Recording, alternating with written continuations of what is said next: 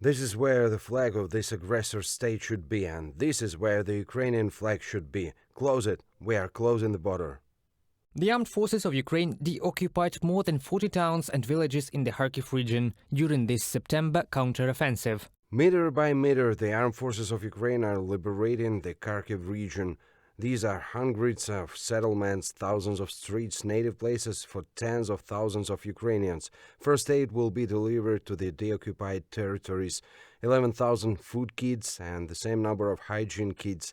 Of course, there also will be products for children, food, diapers, baby hygiene products. While the Russian army is rapidly retreating from their positions, residents of the previously occupied territories welcome the long-awaited Ukrainian army, which means the end to the constant terror of the occupiers. Thank you. We brought breakfast to you, boys. The Russian invaders leave behind in despair entire arsenals of ammunition, equipment and ration packs. The Moscovites left us, well, a little, a dozen tanks. The Russian occupiers are simultaneously leaving the territory of the Luhansk region. In the directions of Luhansk and the border with Russia, huge queues of cars had lined up. In particular, in Shastya it was 1.5 kilometers long and in Stanitsa Luhanska up to 10 kilometers. It is heartwarming to observe that the occupiers are now experiencing everything that we went through on February 24th and 25th.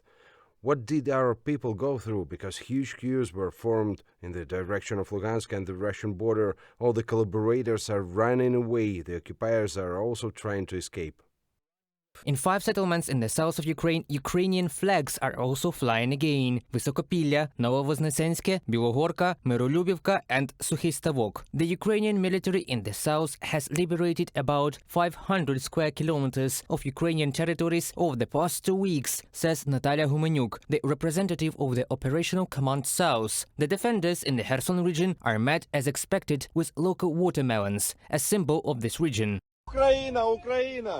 The Russian army suffers significant losses. According to the General Staff of the Armed Forces of Ukraine, the 810th Separate Marine Brigade lost almost 85% of its personnel. Other servicemen have an extremely low morale and psychological state. They massively refuse to return to the combat zones. Силам оборони вдалося витіснити ворога. The defense forces managed to oust the enemy from more than 20 settlements. Aviation of the defense forces inflicted 8 strikes, a platoon stronghold, 6 areas of concentration of manpower and military equipment of the enemy, as well as 1 anti-aircraft missile system were hit. 1 Orlan-10 UAV was destroyed, 1 Kh-59 guided missile, 4 Caliber Type C launched guided missiles and 5 Kh-101 air-launched guided missiles were shot down. Also, Ukrainian defenders continue to liberate settlements in the Donetsk region from the Russian invaders. Today everyone sees and notes your action in the north, south and east of Ukraine. The world is impressed. The enemy is panicking. Ukraine is proud of you, believes in you, prays for you and is waiting for you. The path to victory is a difficult one, but we are sure you are capable of it. You will reach our border, all its sections. You will see our frontiers and the enemy's backs. You will see the shining of the eyes of our people and of the occupiers' heels. They will call it goodwill gesture. We will call it a victory.